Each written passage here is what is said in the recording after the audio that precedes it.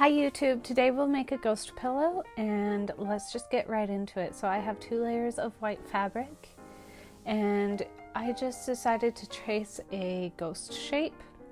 I used an iron off marker which disappears when you iron it, or it's supposed to at least, and I drew the eyes and the mouth.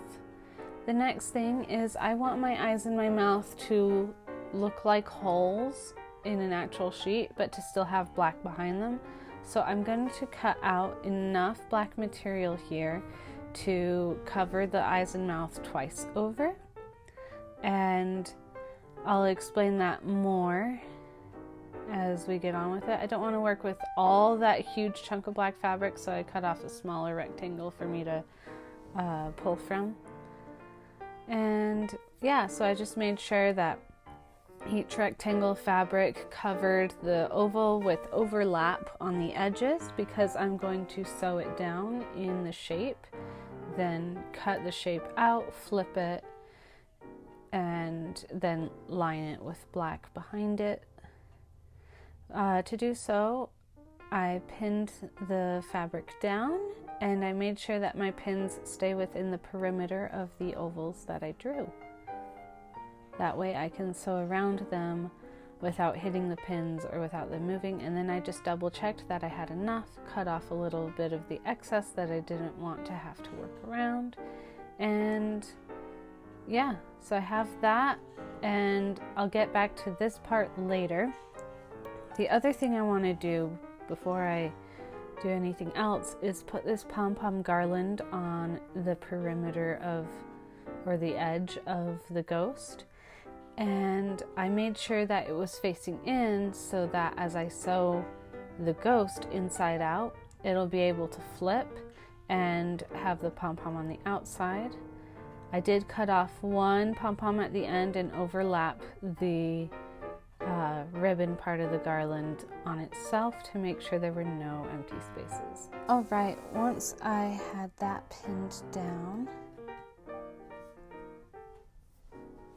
I decided that I actually wanted the pins on the other side so that I could sew around them more easily without them getting caught.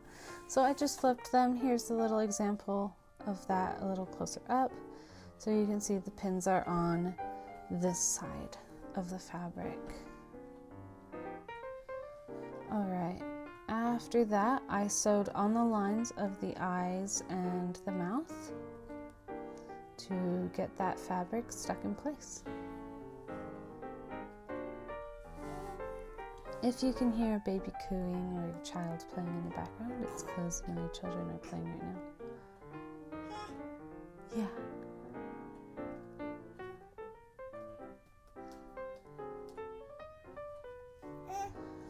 Alright, once I had that, I wanted to cut out the inside of this. You don't want to go all the way to the thread because you don't want it coming off, but just cut out your ovals from the middle where you want the holes to be.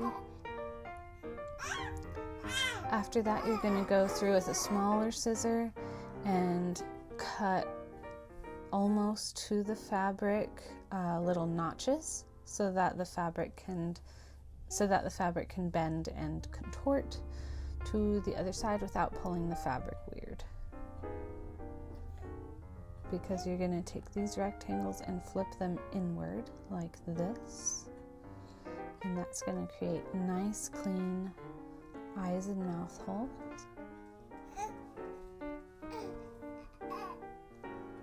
Flip it over and pull those tight. I pinned them down. And then it's going to look like this when it's done. I decided that I was going to actually sew it with the black already connected, so there would only be one visible thread on the outside of the eyes and mouth, and also it just eliminates a step of sewing around those each twice, but you do want to sew around them. And once you do that, you'll be left with this, and then you want to cut as much of that excess off as you can, because with the white fabric you'll be able to see anything dark underneath it.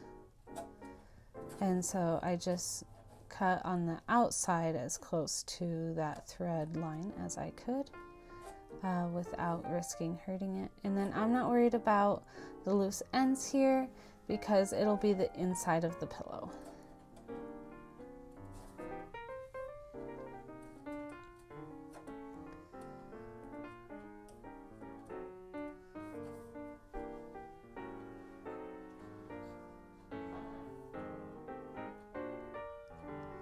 Alright, the next thing I did is I sewed the pom-pom garland down so that I wouldn't have to work with all of those pins while trying to sew the opposite side of the pillow on. And then obviously I took out the pins, put the other layer on. I didn't trace anything out, I just had so much excess on the edges that I just went for it. And I could feel where to sew. I went really slow with this. I know it looks fast in the fast motion, but that's because it's fast motion. I used my pinking shears to cut off the edges, turned the whole thing inside out. Hi YouTube. So I finished the ghost pillow and I went to use an iron to get the marker, the iron off marker off of the fabric. And it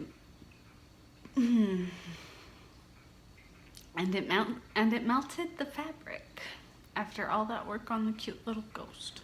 So I can't iron the blue off around the eyes and mouth. And now there's another hole in it that's actually like a real hole. But it's cute anyway. I like it. Woo! Actually, it's been weeks since I sewed this because I was so embarrassed by this mistake that I almost didn't want to show the pillow at all. But I think it's really cute and I am gonna still have it on my couch. So, yeah. Also, I do have these two pillows that I thrifted this one and I bought this one new a couple years ago. So I also have this awesome pillow. I love this one. I just got lipstick on it. Baby Candy's book. It's not Halloweenish, but it's cute. I like it.